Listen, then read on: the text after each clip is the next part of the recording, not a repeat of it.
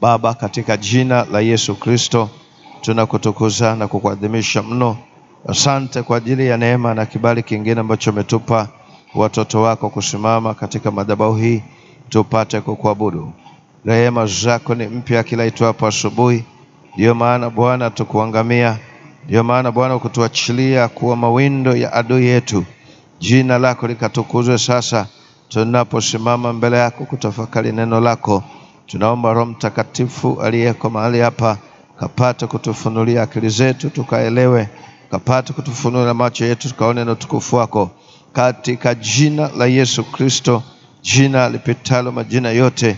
Tunaikabidhi siku ya leo na saa hii Bwana, ukapate kulitukuza jina lako, maana umesema ufanye haya kwa ajili yetu, bali kwa ajili ya jina lako. Katika jina la Yesu ndipo saa Bwana tunatiisha kila mamlaka yoyote inayoinuka kinyume na kusudi lako Yesu. Tunaitiisha chini ya mamlaka yako na kuiamuru katika jina la Yesu, ukapate kutawala Roho Mtakatifu mahali hapa na jina lako likatukuzwe. Weka mgojezi katika kinywa changu, maana umesema ziko hila nyingi moyoni mwa mwanadamu, lakini shauri lako ndilo likasimame shauri lako asubuhi ya leo katika jina la Yesu. Kutana na kila mmoja ambaye ameungana nasi kwa namna nyingi kupitia mitandao na mahali hapa, kapate kuminua, kumtunza, lakini zaidi kusema naye katika Kristo Bwana wetu tunaomba na kuamini, na kila mwenye pumzi aseme amen. Ongeza makofi mengi mengi kwa Yesu. Chukua nafasi yako, keti. Asante sana praise team, Mungu awabariki. Karibuni tena nyumbani mwa Bwana tuweze kutafakari pamoja neno la Mungu, na tuna wazo linalotuongoza linalosema imani isiyo na mashaka. Na tulitazama mambo machache, tukasema imani ni nini, lakini tukaangalia msingi wa imani. Nikakwambia msingi wa imani ya Kikristo umejengwa juu ya mambo yasiyoonekana, na tukatafakari kupitia kitabu cha Wakorinto wa kwanza sura ya 2 mstari wa 9 kwamba Mungu kuna vitu ambavyo ameviandaa kwa ajili yetu, na vitu hivi havijasikika kwa macho yetu, havijaonekana kwa namna ya kawaida ya kibinadamu, lakini hajaingia kwenye moyo, mambo ambayo Mungu ameandalia wampendao. Kwa hiyo tukasoma pia kitabu cha Wakorinto wa 2 kwamba tusiviangalie vinavyoonekana bali visivyoonekana. Lakini tukaenda tukakuonyesha imani ya mashaka.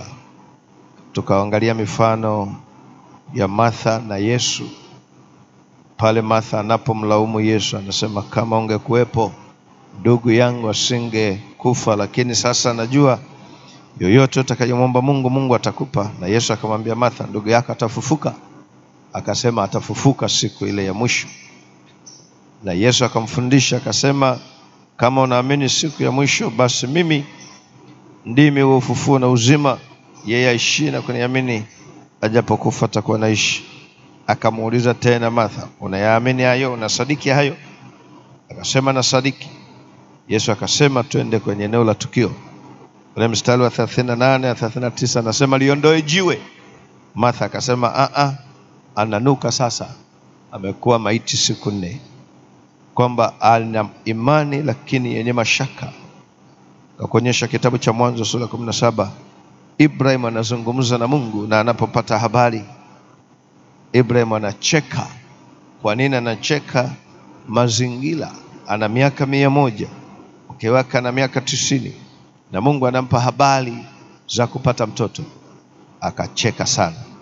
Lakini pia hata Sara akacheka sana. Bwana wetu Yesu Kristo asifiwe.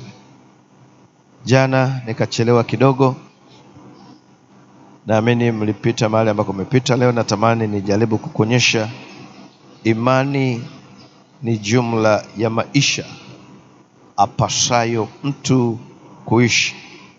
Imani ni jumla ya maisha apaswayo mtu kuishi. Kwa hiyo ukisikia imani, manake ni jumla ya maisha ambayo mwanadamu anapaswa kuyaishi.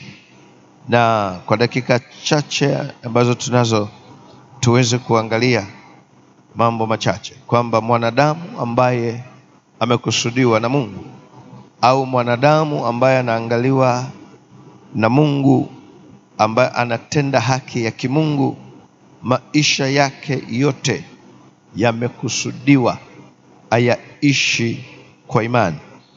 Tuanze na kitabu kile cha Habakuki, sura ile ya 4, sura ya pili mstari wa 4. Habakuki sura ya pili mstari ule wa 4.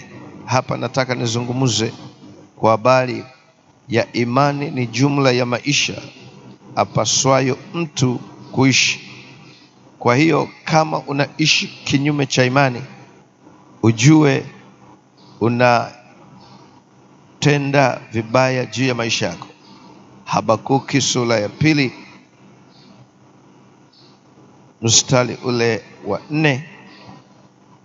Kuna sentensi nzuri sana hapo inazungumza kwa habari ya imani, kwamba imani ni jumla ya maisha ambayo mwanadamu anapaswa kuishi. Anasema hivi katika Habakuki sura ya pili mstari wa 4, tazama roho yake hujivuna, haina unyofu ndani yake. Sentensi inayotaka ndio inafuata. Anasema lakini mwenye haki ataishi kwa imani. Mwenye haki ataishi kwa imani. Anapozungumuza mwenye haki ataishi kwa imani, manake kiwango cha haki mbele za Mungu upimwa kwa kiwango cha imani aliyonayo mtu. Narudia tena. Anasema mwenye haki ataishi kwa imani. Kwa hiyo kiwango cha haki mbele za Mungu upimwa kwa kiwango cha imani aliyonayo mtu. Na anaposema mwenye haki wangu ataishi kwa imani, maana yake ni kitendo ambacho Mungu anakiangalia kama haki mbele yake ni imani.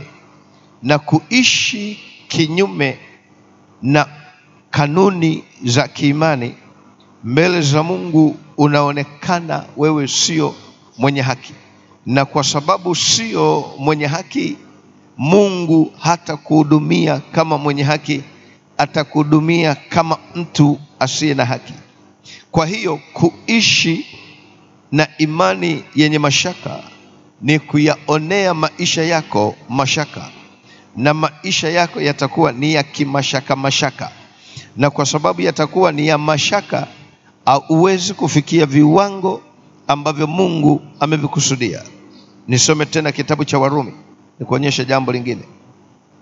Warumi. Kwa hiyo imani ni jumla ya maisha ambayo Mungu aliyakusudia mwanadamu ayaishi. Kinyume cha imani manake ni kwenda kinyume na maisha yako mwenyewe. Mashaka ambayo utakuwa nayo juu ya imani ni kutengeneza mashaka juu ya maisha yako. Kwa hiyo kila kitu ambacho mwanadamu anakifanya kikiongozwa na imani. Anapochagua mfumo wa kimaisha, ndani yake kinachotangulia ni imani ya ule mfumo wa kimaisha, ile lifestyle yake anayochagua. Kwa hiyo utakuta mtu mwingine ana imani juu ya mambo fulani anayoyachukulia yakawa ni sehemu ya maisha yake. Kwa hiyo uchaguzi au aina ya maisha aliyonayo mtu utokana na imani aliyonayo.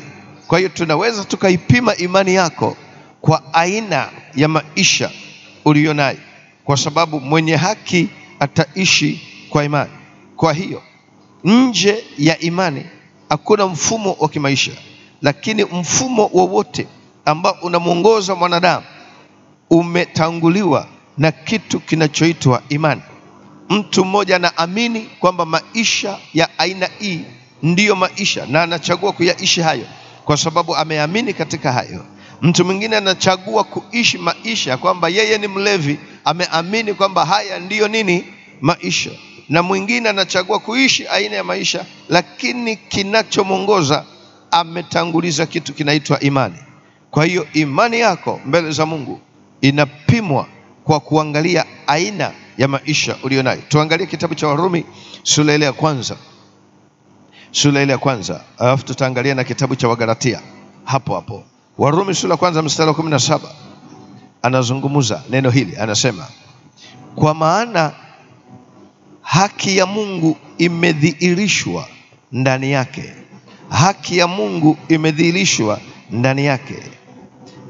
Narudia tena, kwa maana haki ya Mungu imedhihirishwa ndani yake, toka imani hata imani, kama ilivyoandikwa, mwenye haki ataishi kwa imani. Kwa hiyo haki ya Mungu inadhihirika ndani ya mtu kwa imani yake aliyonayo. Lakini anaposema kutoka imani hadi imani, manake imani ina kiwango kimoja na kingine, kwamba imani kwa lugha ya mstari huu inaishi. Kwa hiyo haki ya Mungu ndani ya mtu inadhihirishwa kwa kiwango cha imani kinachotengeneza aina ya maisha ya mtu. Kwa hiyo kile kiwango cha imani ulicho nacho ndicho kinatengeneza aina ya maisha tunayoiona sasa kwenye maisha yako. Umechagua aina fulani ya maisha, imani ndiyo iliyokupelekea uchague. Hebu nisome pamoja na Warumi kitabu cha Wagalatia sura ile ya 3. Wagalatia sura ile ya 3 mstari ule wa 11 na wa 12, lakini zingatia sana ule wa 11.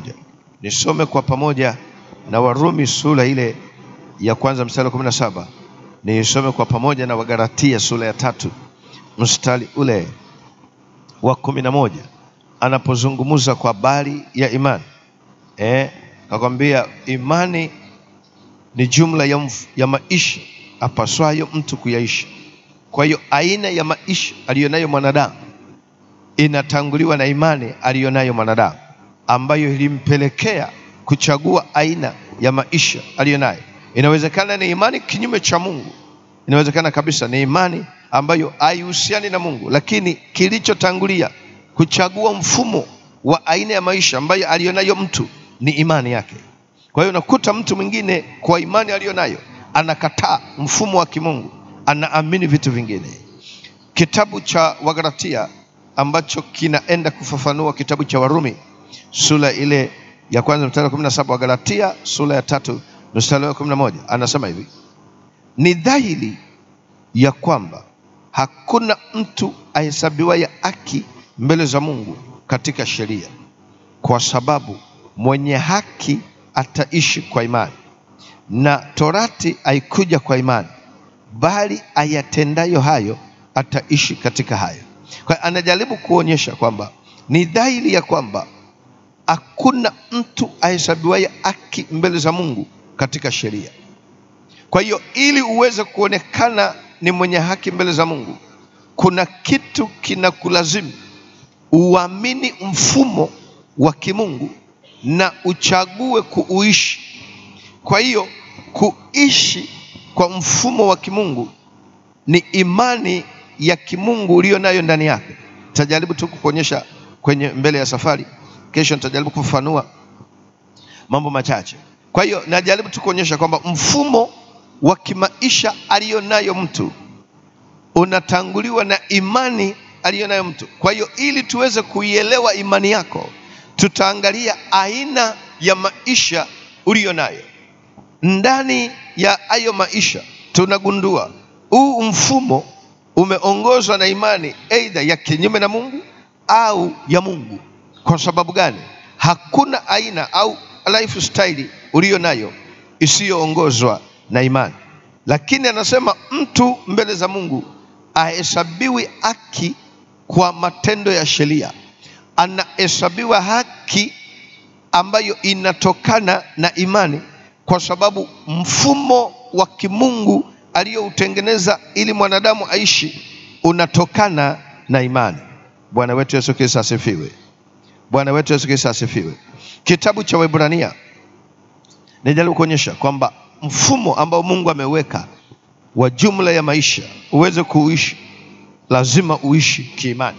Nje ya hapo utakuwa umetengeneza mfumo wako wa kipekee. Angalia kitabu cha Waebrania sura ile ya 10. Sura ile ya 10. Waebrania sura ya 10. Nikupe hii mitaji ya maandiko ili uweze kuelewa. Kwa hiyo ukimwona mtu ana mambo ya ajabu, ameamini kwanza, sio ametokea kwa bahati mbaya. Ameamini kwanza na ndani yake kukamwambia ndio mfumo utakaoongoza maisha yako. Lakini kwa habari ya Mungu anasema pia mwenye haki mbele za Mungu ataishi kwa imani. Kwa hiyo unaweza ukajipima unaishije mfumo wa maisha yako. Kama uko kinyume na imani ya Mungu, huo ni mfumo wa imani nyingine ambayo sio ya kimungu. Kitabu cha Waebrania sura ya 10 mstari ule wa 38 mpaka wa 39. Zingatia sana ule mstari wa 38. Anasema hivi: lakini mwenye haki wangu ataishi kwa imani. Sentensi inayotafuta anasema naye akisitasita, roho yangu haina furaha naye. Narudia, lakini mwenye haki wangu ataishi kwa imani, naye akisitasita, roho yangu haina furaha naye. Kwa hiyo kumbe maisha ambayo mwanadamu anayachagua yanaweza kumletea Mungu furaha na Mungu akashughulika na wewe, kwa sababu mfumo wa maisha unaoishi ni mfumo wa kimungu unaosababisha Mungu afurahi kwa ajili yako. Na ni mfumo gani? Mwenye haki wangu ataishi kwa nini?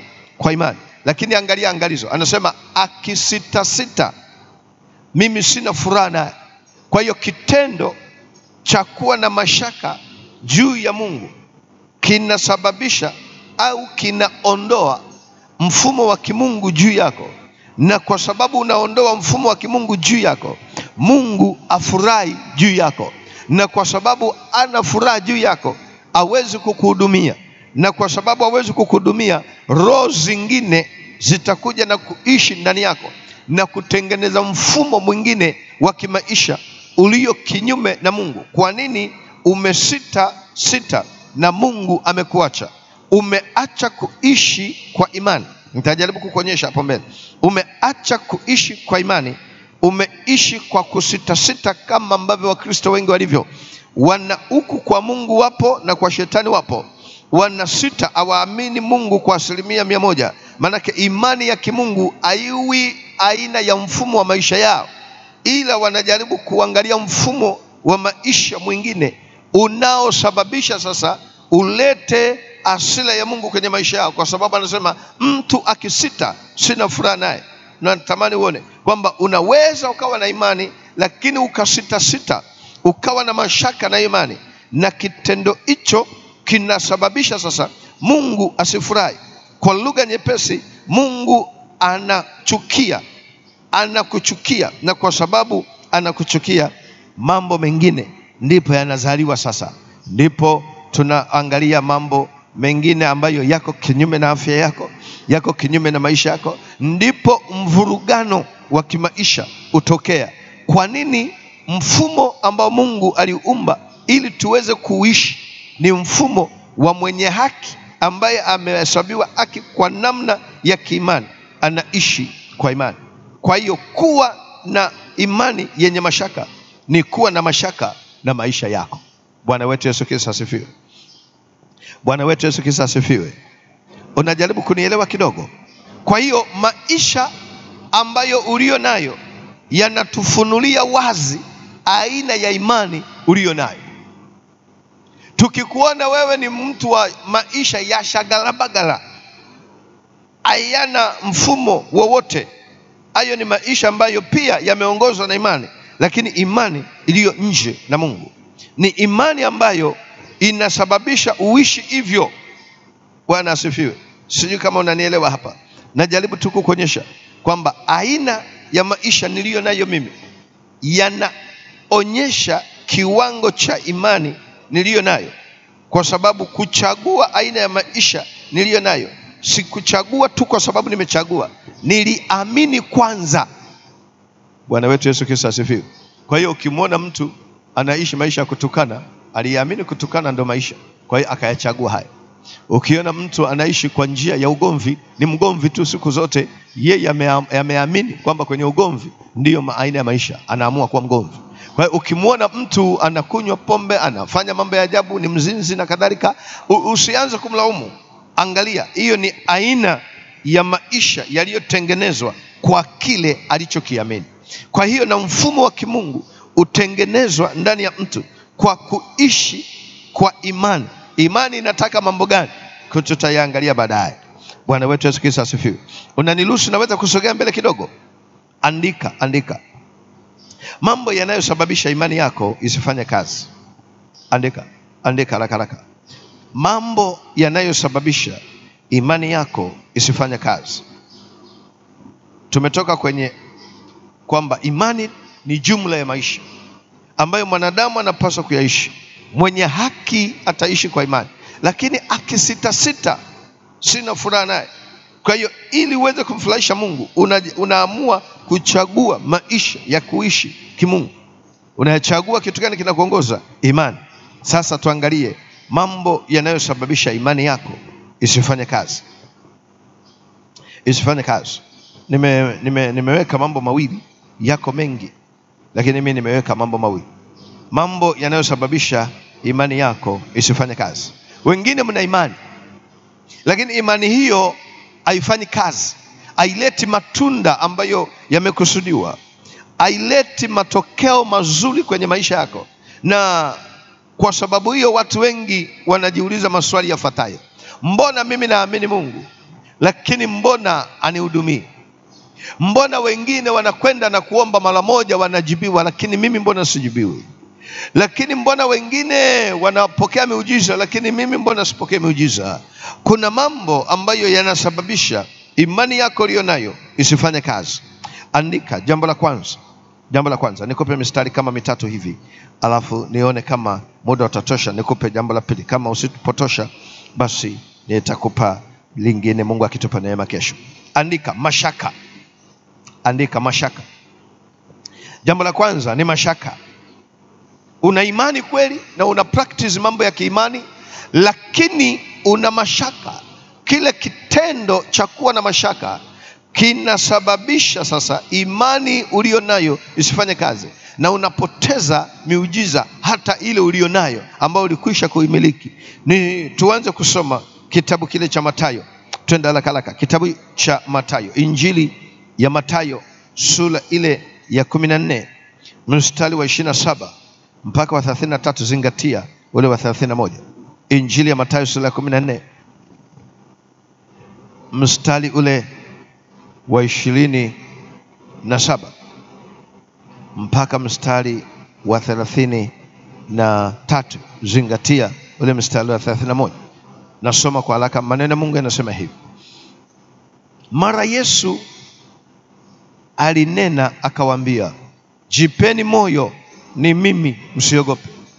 Petro akamjibu akasema, Bwana, ikiwa ni wewe, ni amuru nije kwako juu ya maji. Umeelewa sentence? Petro anasema ikiwa ni wewe Yesu, ni amuru nije juu ya maji. Mstari wa 29 akasema njoo.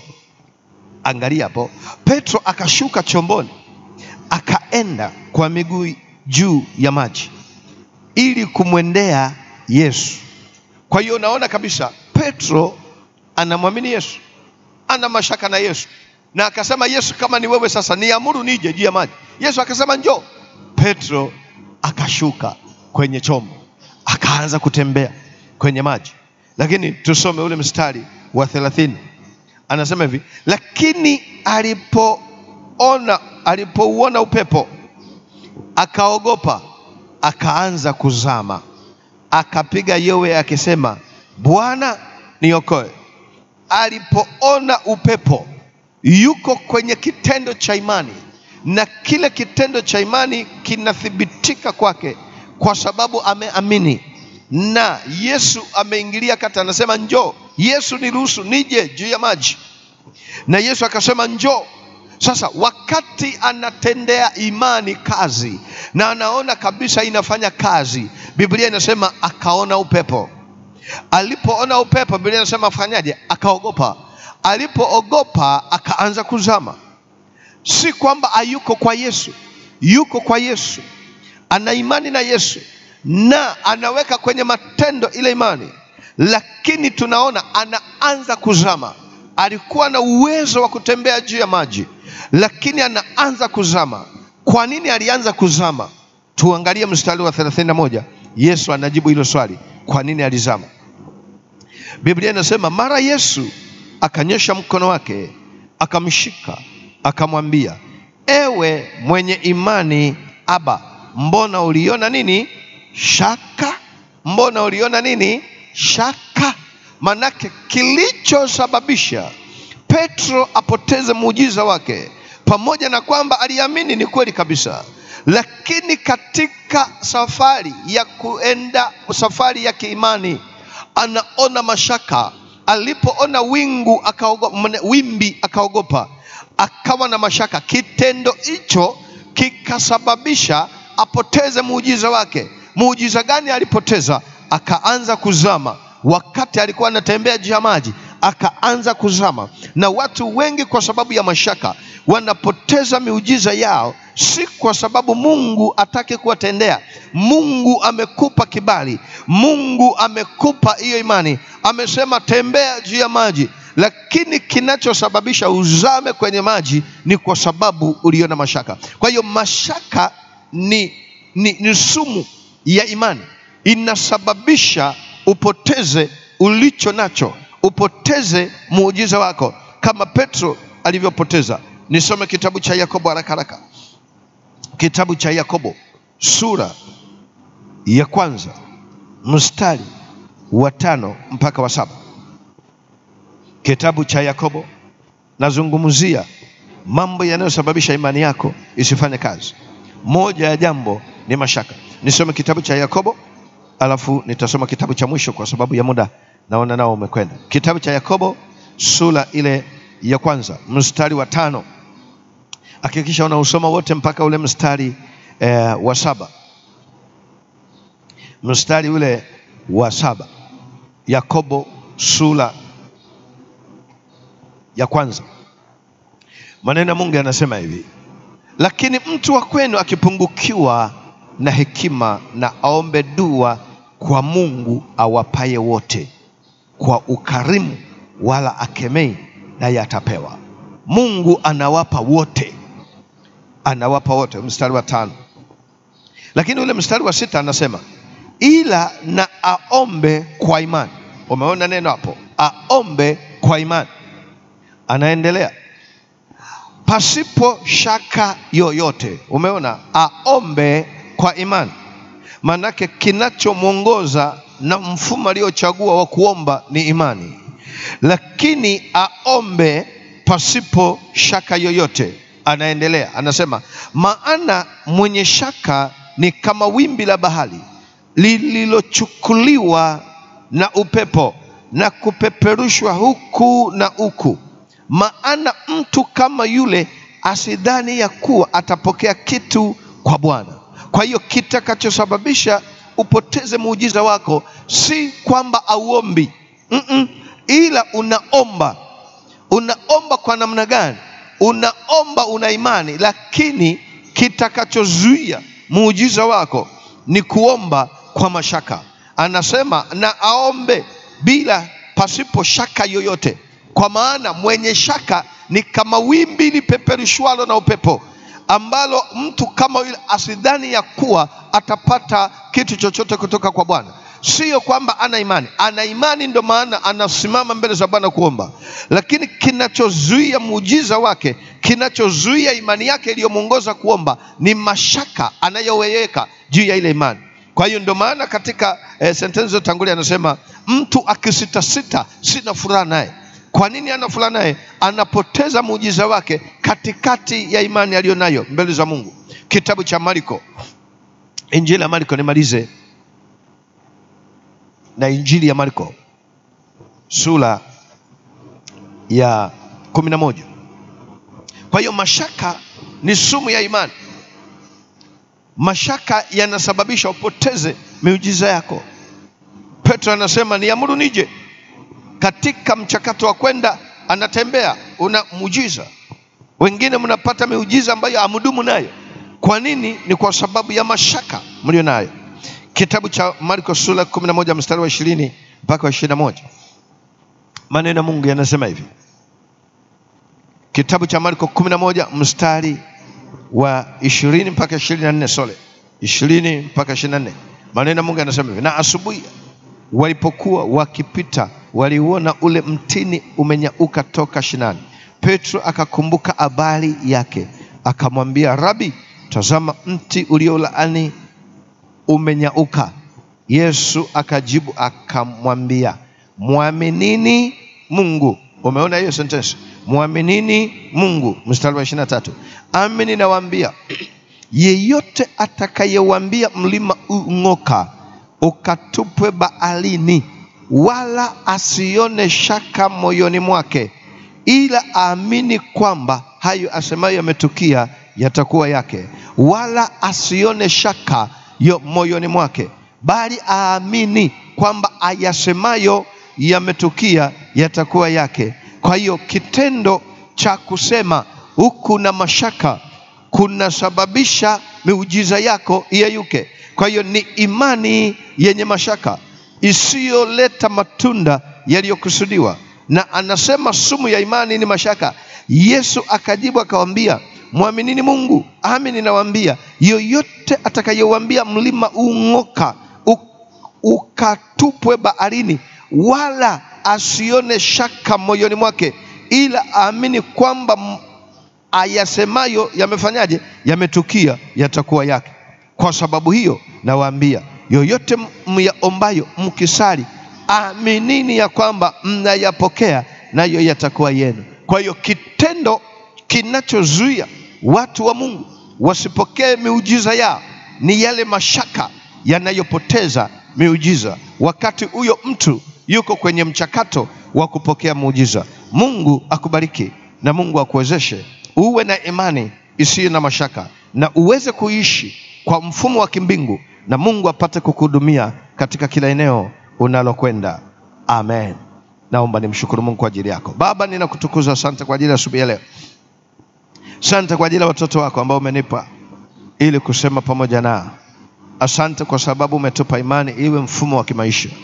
Lakini nachoomba Bwana, wasiwe na mashaka yanayoharibu Mungu ile miujiza ambayo umetupa. Katika jina la Yesu, ukaendelea kutukuza na kuinuliwa katikati ya maisha yetu. Ninabariki kazi za mikono yao.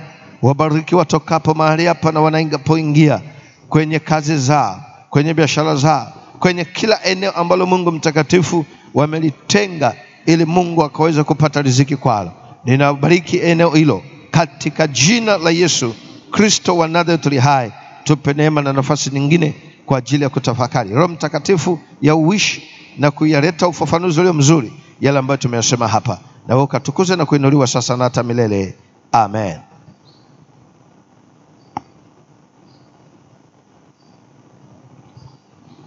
Bwana Yesu asifiwe. Bwana Yesu asifiwe sana. Ninamshukuru Mungu wa mbinguni ambaye ametupa neema ya ajabu ya kuendelea kujifunza somo la imani isiyo na mashaka. Ninakushukuru mtumwa wa Kristo kwa ajili ya neno hili la asubuhi ya siku ya leo, siku ya 4 ya wiki yetu ya somo hili la imani isiyo na mashaka. Na briefly, na siku ya leo mambo mawili ya msingi ambayo ni ya kuondoka nayo ni haya. Moja, la kwanza, maisha ulio nayo yanadetermine imani ulio nayo. Yaani namna unavyoishi ndio imani yako ulio nayo. Si unaamini kitu gani? The way unavyoishi ndivyo maisha yako yanadetermine. La pili, sumu za imani ni mashaka na hofu. Kwa hiyo ukiwa na hofu na mashaka ni sumu katika mambo ya imani. Mungu atusaidie na Mungu alibariki neno lake liumbike kwa wingi ndani yetu. Basi wa Kristo, tusimame tuombe na kupokea baraka.